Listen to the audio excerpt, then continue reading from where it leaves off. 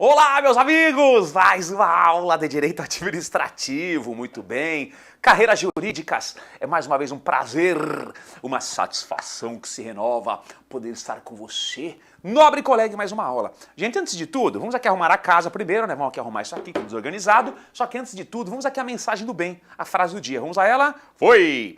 Tenha coragem de seguir o seu coração. O que seu coração e a sua intuição dizem. Eles já sabem o que você realmente deseja. Todo o resto é secundário. Ó, Steve Jobs, hein? Nada mais, nada menos aí que o saudoso Steve Jobs. Muito bem. E aproveitar o gancho. Não, professor, eu não quero mais seus contatos. Não, mas tá aqui, gente. Aqui, ó, pra quem me pegou de repente, aqui os contatos, né? Pra que vocês mandem dúvidas, críticas, sugestões e tudo mais, tá? Gente, em aula passada, nós estávamos aqui, né? Tratando do que? Da classificação de serviços públicos quanto à divisibilidade. Olha que fácil, gente, ó. Quanto à divisibilidade, eles podem ser serviços públicos divisíveis ou indivisíveis. Legal. Divisíveis, vamos aqui apagar isso aqui, ó. Divisíveis, individuais, singulares ou multissinguli. Relembrando, gente, ó. Eles são serviços públicos mensuráveis. Por quê? Porque a administração pública sabe quem utiliza e o quanto cada um utiliza. Exemplo, a telefonia. E é viável a prestação em unidades autônomas. Custeio direto, não solidário e bilateral, ora por uma taxa, ora por uma tarifa. Legal. Serviço público indivisível, geral, coletivo ou multiuniverse, são aqueles que são o quê, gente? São imensuráveis, a administração pública não sabe quem usa e o quanto cada um utiliza. E também é inviável a prestação em unidades autônomas. Por exemplo, aqui a segurança pública, iluminação pública e tal. E o custeio é o quê, gente? O custeio ele é o quê? Vamos apagar isso aqui, ó. O custeio, ele é um custeio. Ele é um custeio. Calma lá, colocar aqui indireto, que eu apaguei aqui o ozinho. Muito bem. É um custeio o quê? É um custeio o quê, gente? Indireto, solidário e unilateral por impostos. E também verificamos aqui, na observação, as fontes de receitas estatais. Fontes originárias, elas advêm de uma relação jurídica horizontal, o Estado se equiparando a particulares. Por exemplo, aqui, ó, exploração do Estado, aliás, exploração estatal do patrimônio público. Aqueles aluguéis lá que você que explora aquele espaço público paga ao município mensalmente, são fontes de receitas aí originárias, porque o município aí ele se equipara a qualquer particular, a qualquer locatário que loca um bem imóvel.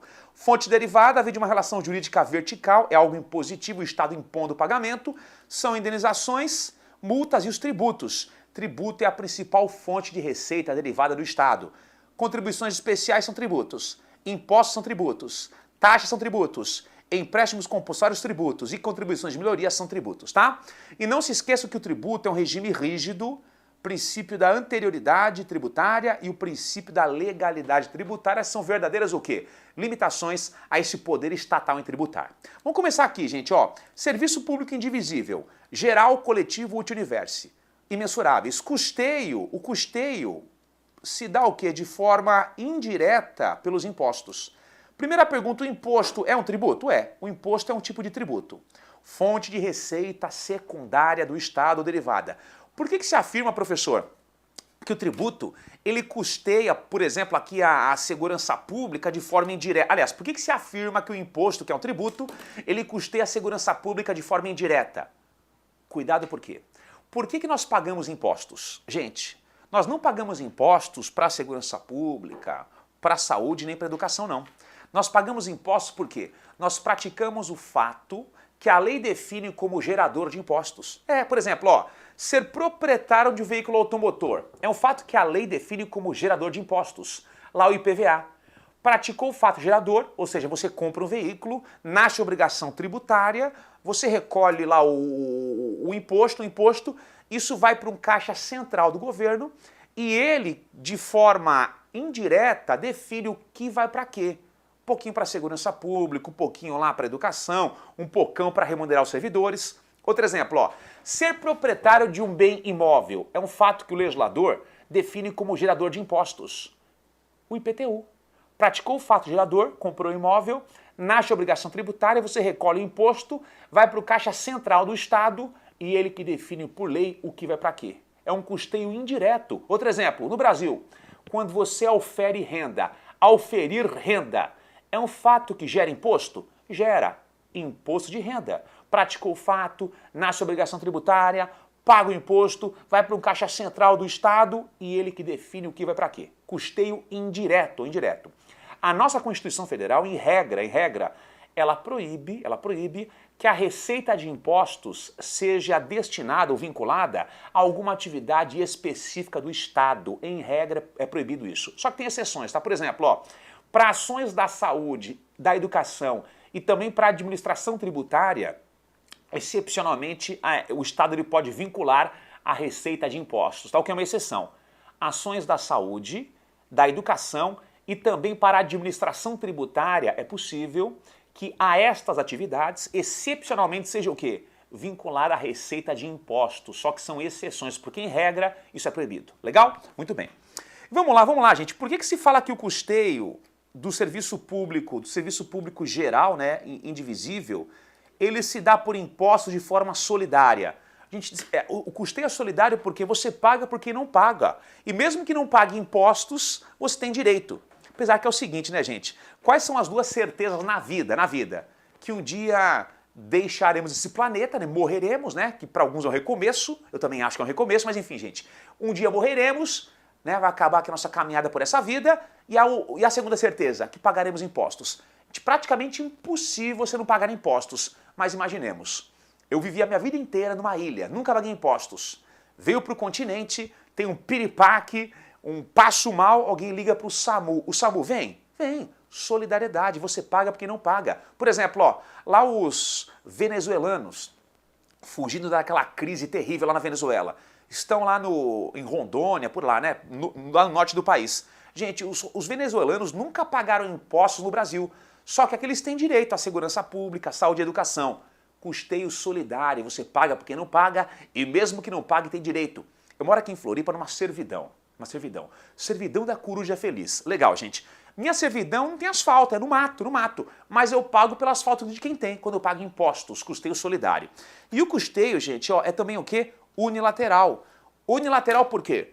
Porque quando se fala em impostos, só tem uma obrigação. Obrigação daquele que praticou o fato gerador do imposto em pagá-lo. Não espere nada em troca. Gente, só tem uma obrigação. A sua, que praticou o fato gerador do imposto em pagá-lo. Não espere nada em troca do Estado. Pelo menos diretamente, não espere nada em troca, tá? Unilateral. Agora venham comigo aqui, ó. Serviços públicos divisíveis, singulares, individuais ou multissíngule, né? Por exemplo, aqui a telefonia. São mensuráveis, a administração pública sabe quem usa e o quanto cada um utiliza. Legal. E o custeio é o quê, gente? Direto, não solidário e bilateral, ora por uma taxa e ora por uma tarifa. Legal. Gente, por que custeio é direto? Porque aqui você paga a taxa ou a tarifa diretamente pelo serviço ou para o serviço. Você paga diretamente pelo serviço ou para o serviço. Legal. E por que custeio é não solidário, gente? Porque para que a administração pública preste para quem pague, ela não pode arcar com a gratuidade. Então, em regra, pelo menos, só terá direito à prestação aquele que pagar a taxa ou a tarifa. E bilateral por quê, gente? Bilateral ou contraprestacional, tá? Bilateral ou contraprestacional. Porque aqui são duas obrigações. A do prestador em prestá-lo e do usuário em pagá-lo. Ok? Legal. Entendi. Então, custeio direto, solidário, aliás, não solidário e bilateral, ora por uma taxa, ora por uma tarifa. Pergunta, qual que é a semelhança entre os institutos da taxa e da tarifa? A semelhança são institutos hábeis para custear um serviço público divisível de forma direta, não solidária e bilateral. Beleza. Diferenças. Primeira diferença é a seguinte, ó. Qual que é a primeira diferença, gente? Qual desses institutos é um tributo? Então, tributo aqui, né? Tributo, contribuição especial, impostos, taxas, empréstimos compulsórios e contribuições de melhoria. Qual desses tributos, aliás, qual desses institutos é um tributo? A taxa, gente, a taxa é um tributo. Vou colocar aqui, ó. Taxa, ela é um tributo. A tarifa, gente, ela não é tributo, tá? Tarifa é conhecida como preço público. Taxa é um tributo e a tarifa é o preço público. A tarifa, ela não é um tributo. É o famoso preço público, ok? Preço público. Gente, já que a taxa é um tributo, deixa eu fazer uma perguntinha. Regime flexível ou regime rígido? A taxa é uma das espécies de tributo. Regime light, flexível ou regime rígido? Regime rígido, lembram? Criação por uma lei formal, só pode cobrá-la no ano seguinte e com lapso temporal mínimo 90 dias, taxa é um tributo, regime rígido, está sujeita, sucumbirá ao princípio da legalidade e da anterioridade tributária, prevista em lei. Beleza. E aqui, gente, tarifa, já que não é tributo, é o preço público, regime flexível. Não sucumbe ao princípio da anterioridade tributária. Você aumenta hoje e cobra amanhã. E não sucumbe também ao princípio da legalidade tributária. Não precisa estar previsto em lei. Por exemplo, é muito comum que a tarifa esteja prevista em contrato, ok? Regime flexível. Outro ponto importante, ó, a taxa, ela não é compatível com o lucro. Aquele que cobra uma taxa não pode lucrar. Somente a taxa é cobrada somente para quê, gente? Para que o prestador do serviço ele seja custeado na prestação, sem lucro. Somente para que aquele que presta o serviço seja custeado na prestação, sem lucro. Agora, o regime tarifário, ele admite lucro sim, gente, com lucro. O que se proíbe é um lucro exacerbado, exagerado, mas o prestador pode lucrar sim. Tanto que a tarifa, o regime tarifário, é um incentivo para que os particulares, empresários, prestem um serviço público, lucrando com o que se cobra, né, com a tarifa. Legal. Outro ponto importante, ó, em regra é assim, ó. Se for uma pessoa jurídica de regime público, prestando serviço público individual, cobrar-se-á uma taxa. Pessoa jurídica de regime público, prestando serviço público individual, é uma taxa, em regra assim, tá? Se for uma pessoa jurídica de regime privado, prestando serviço público individual, em regra, ela cobra uma tarifa. Então, pessoa jurídica de regime privado, prestando serviço público individual, ela cobrará uma tarifa. Por exemplo, ó, emissão de passaporte, serviço público individual, porque o número de série ele individualiza. Legal. Quem emite é o Departamento de Polícia Federal. Polícia Federal é um órgão da União. União, pessoa jurídica de direito público, cobra uma taxa. Então tá aqui, gente, ó, por exemplo aqui, ó, emissão de passaporte. Passaporte, quem emite é um órgão da União. União é uma pessoa jurídica de regime público, cobrar-se-á uma taxa. A União não lucra com isso, só é custeada na prestação. Lá o caderninho brochura do passaporte, né? A sua fotografia, o seu retrato, beleza. Tarifa, por exemplo, transporte coletivo, gente. Para a maioria, o transporte coletivo é um serviço público, o que é o serviço público individual, né? Porque a catraca individualiza. Alguns criticam e afirmam que o transporte coletivo seria geral. Por quê? Por exemplo, entrei no ônibus, desci no primeiro ponto, o valor da tarifa é o mesmo para quem desce no último ponto. Então, para alguns não seria tão individual assim não, mas a maioria entende que é individual. Normalmente, quem presta o transporte coletivo nos municípios são empresas privadas que obtêm uma concessão. Pessoas jurídicas de regime privado, as delegatárias, concessionárias, por exemplo, cobra-se uma tarifa. Então, por exemplo, aqui, ó, transporte coletivo, prestado por uma pessoa jurídica de regime privado, então ela cobra uma tarifa, transporte coletivo. Tudo bem, gente? Legal?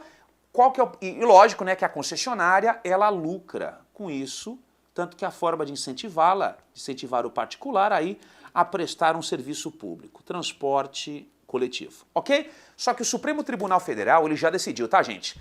Essa divisão, ela não é absoluta não, tá, gente? Essa divisão, ela não é estanque. Como assim não é estanque? Em algumas situações, nós poderíamos ter, por exemplo, uma pessoa jurídica de direito público cobrando uma tarifa e também poderíamos ter uma pessoa jurídica de regime privado cobrando uma taxa, tá? Então essa divisão, ela não é estanque, não. Na verdade, o STF entendeu que é o regime optativo, ok? Legal, então. Jeitem, venham comigo aqui, vamos aqui trazer alguns assuntos polêmicos, Por exemplo, ó, iluminação pública, serviço público geral ou individual? Iluminação pública tá aqui, né, gente? Serviço público geral, ó, serviço público geral, indivisível e mensurável. Só que antigamente nós pagávamos, aqui no Brasil, a taxa de iluminação pública. Só que o Supremo Tribunal Federal, ele entendeu que essa cobrança era inconstitucional. Por quê, gente? Já que a iluminação pública, ela é um serviço público geral, ela já era custeada quando você pagava impostos. E a própria Constituição proibia, e proíbe ainda, que o mesmo fato que gere um imposto gere uma taxa, era uma bitributação.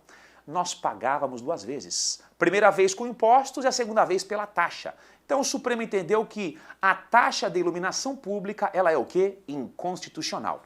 Os municípios à época, meados de 2000, perderam uma grande fatia, uma grande arrecadação, choraram, fizeram um lobby lá no Congresso Nacional e foi aprovada uma emenda constitucional que acrescentou o artigo 149A na Constituição.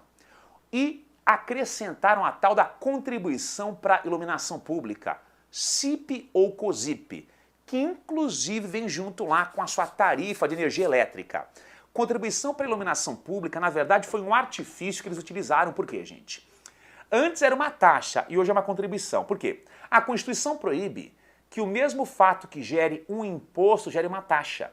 Só que a Constituição não proíbe que o mesmo fato que gere um imposto gere uma contribuição especial. Então, na verdade, ó, antes você pagava uma taxa pela iluminação pública. Hoje é uma contribuição que é especial. E a contribuição especial pode sim ter o mesmo fato que gera um imposto, não é bitributação. Então foi um artifício para que nós continuássemos a pagar, tá? Então mudaram o instituto, antes era uma taxa e hoje é uma contribuição especial. Depois vejam lá, artigo 149A da Constituição, tá? CIP ou COSIP, contribuição para iluminação pública, ok? Legal. Outro ponto importante, vamos lá, gente. Coleta de lixo domiciliar. Serviço público geral ou individual? Ponto polêmico. A maioria entende que é um serviço público individual. Mas, professor, como que o município ele mensurará o quanto eu produzo de lixo? Enfim, um dos critérios é em relação à testada do seu imóvel, à frente. Quanto mais larga a testada à frente do seu imóvel, pressupõe-se que mais lixo você produz. Quanto mais fininha a testada à frente, pressupõe-se que menos lixo você produz. Tanto que depois, vejam com calma, a súmula vinculante 19, nela o Supremo Tribunal Federal, ele sacramentou: a cobrança da taxa do lixo é constitucional, tá? Taxa do lixo é constitucional. Mas, professor, eu tenho vários imóveis alugados só para a temporada. Então eles ficam lá durante 5 meses ocupados e o restante do ano vazios. E mesmo nos meses que eles não estão ocupados, ou seja, eu não produzo lixo, eu pago a taxa do lixo. É justo isso ou não? Justo eu não sei, só que é o quê? Legal. Porque você paga a taxa ou a tarifa não pela prestação efetiva do serviço público, e sim pela prestação potencial. Você paga a taxa ou a tarifa não pela prestação efetiva do serviço público, e sim pela prestação potencial. Você utilizando ou não, está à disposição a taxa devida. Outro exemplo, em rodovias, onde a concessionária cobra uma tarifa para manutenção e também para prestar o socorro aos motoristas. Professor, eu nunca precisei do socorro do lado daquela concessionária, nunca precisei do guincho, nunca furou um pneu, meu carro é novo, um carro importado, não quebra nunca. Mas mesmo assim eu pago a tarifa. É justo? Então, justo eu não sei, mas é lícito, porque você paga a tarifa ou a taxa pela prestação potencial. Por mais que você nunca tenha usado, o dia que você precisar, estará à disposição, ok? E é isso que essa potencialidade que também ela fundamenta lá aquela política de tarifa mínima ou taxa mínima. Se você ficar por um mês sem acender uma lâmpada em sua casa, ainda vem uma tarifa mínima de luz, por quê? É aquela política de tarifa mínima. Para que seja custeado todo um sistema, é fundamental que o mínimo você pague, ok? Muito bem. A gente prossigamos então. Vamos aproveitar o gancho aqui, ó. Vamos lá, tem questõezinhas aqui legais. Vamos acará-las. Aqui, gente, ó. Cadê você? Larará. Achei quem eu queria. Vamos lá? Foi! A telefonia é exemplo de serviço público indivisível, cujos usuários são indeterminados ou indetermináveis. Então leia de novo. Telefonia, serviço público indivisível, cujos usuários são determinados ou indetermináveis. Não, gente, está errado. A telefonia é um serviço público divisível, mensurável, em que os usuários são determinados ou determináveis, tanto que ela é custeada por uma tarifa. Ok? Muito bem, então, Prossigamos, prossigamos. Venham comigo, gente. Vamos tratar de um próximo ponto aqui, vamos lá. Opa, foi, não foi? Vamos lá. Voltou para cá, voltou para cá. Vamos voltar aqui para o nosso manual caseiro, então. Coloque assim, gente, ó. 2.4, coloquem assim. Aliás, minto, coloque assim, 3.3. Vamos tratar do que agora? Formas de prestação de um serviço público. Formas de prestação de um serviço público. Como que um serviço público será prestado? Formas de prestação do serviço público.